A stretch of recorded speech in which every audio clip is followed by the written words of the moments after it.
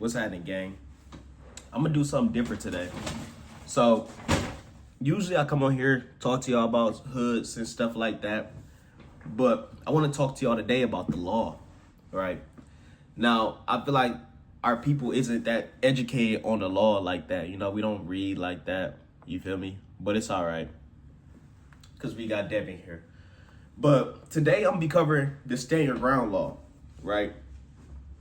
Now, of course, if y'all don't understand what the stand your ground law is, I'm gonna tell y'all. Stand your ground law basically is like the law for self-defense.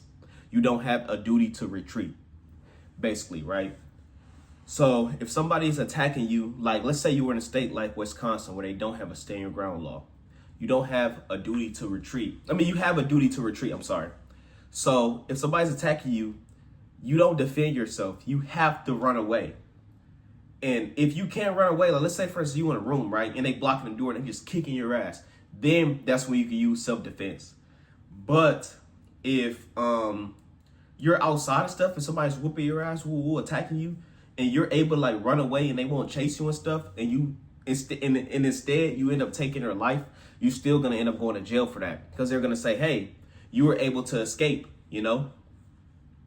So that's kind of where the stand your ground law comes in at. And I feel like it's stupid that only like 25 states have a stand your ground law.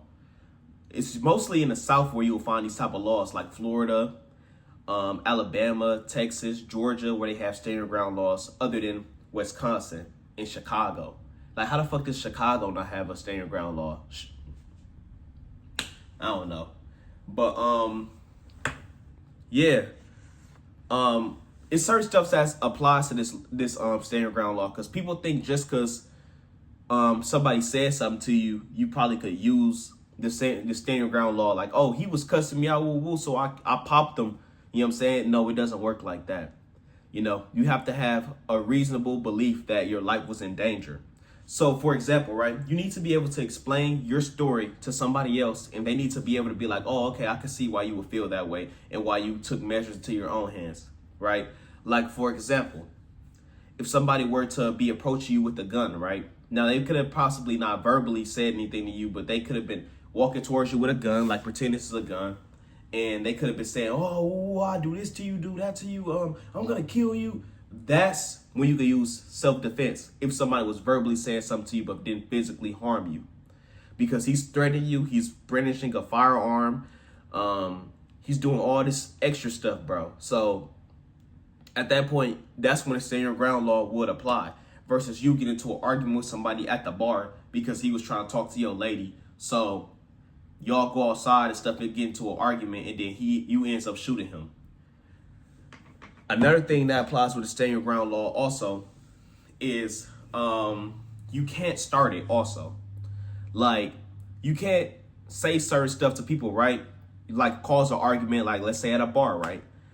You can't start arguments at a bar and then go outside and then shoot somebody and say, oh, well, we got into an argument and I fear for my life. No, it doesn't work like that because you started it. Yeah, it's a crazy world that we live in that, like, you could still be charged, you know what I'm saying, for thinking that you used self-defense in the right way.